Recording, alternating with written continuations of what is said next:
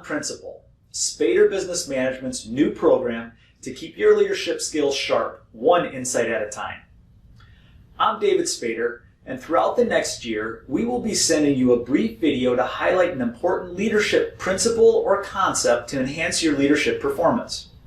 It could be something from Spader's proprietary box of tools and research, a case study, an insight from other respected leadership colleagues, or even some additional new research we thought you might find interesting. We know you're busy, so we'll keep it brief, usually 5 minutes or less. The one thing that each insight will always have in common, though, is that it will help you become a better leader. So let's get started with our first On Principle insight. Today, we will discuss the 2 results of effective leaders. One of the biggest challenges leaders face today is the massive amount of information at our fingertips. While this can be an advantage, it can also clutter our minds, confuse us, or simply create frustration. This is when we need timeless principles to help us filter the good from the bad. And as leaders, it's important to understand there are really only 2 types of results that we need to deliver. Do you know what they are? The first result is success. This is about helping people win. And everybody wants to win. Success-oriented approaches are the performance and task-related actions leaders take to achieve desired goals, objectives, and results. When done properly, success-focused approaches deliver results such as efficiency, productivity, competence, and profitability. The second result, which complements success, is satisfaction. This is about purpose, involvement, and enjoyment.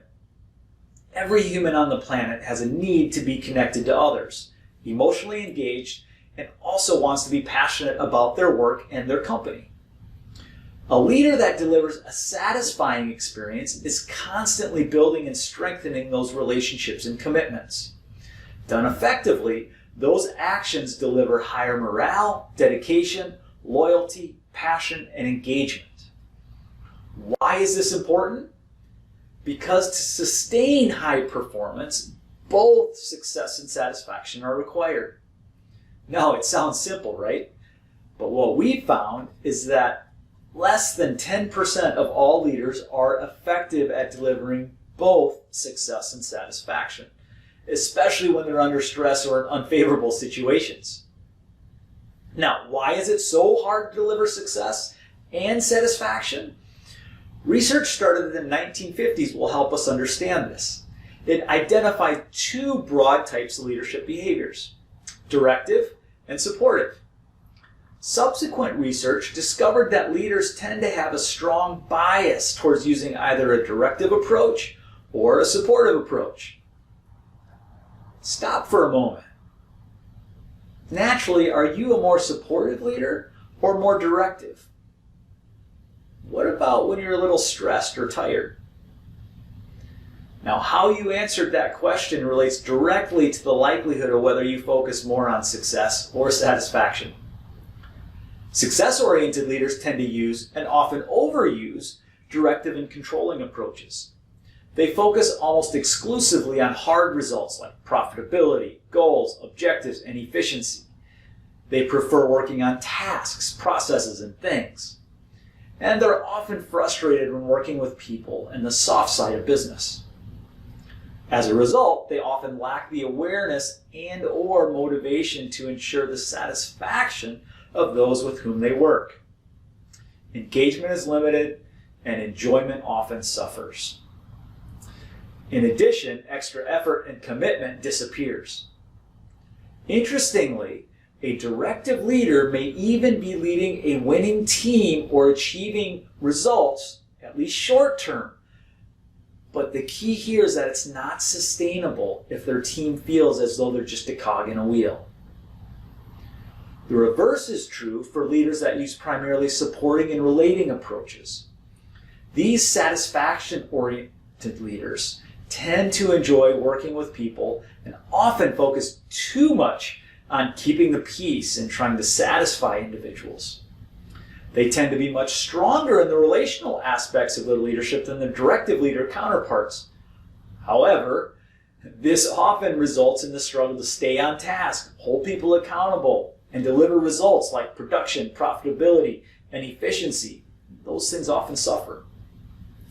And while people may initially enjoy working with supportive leaders more so, performance and morale start to suffer over time if they don't provide the direction, control, and accountability needed to achieve results and to win.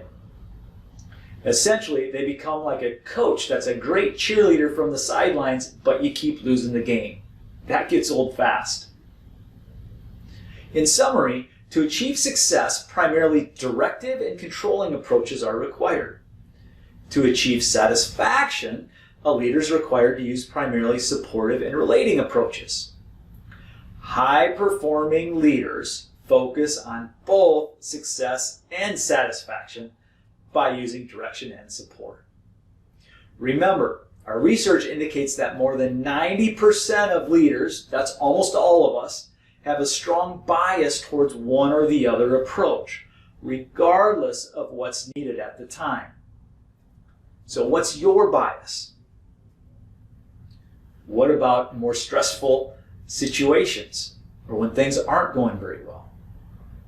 What are you doing to make sure you're using the right approach at the right time? Now, I'm going to leave you with one final tip. After every interaction as a leader, ask yourself, did I provide the leadership to achieve both success and satisfaction from the perspective of those involved? Not your own perspective, from their perspective.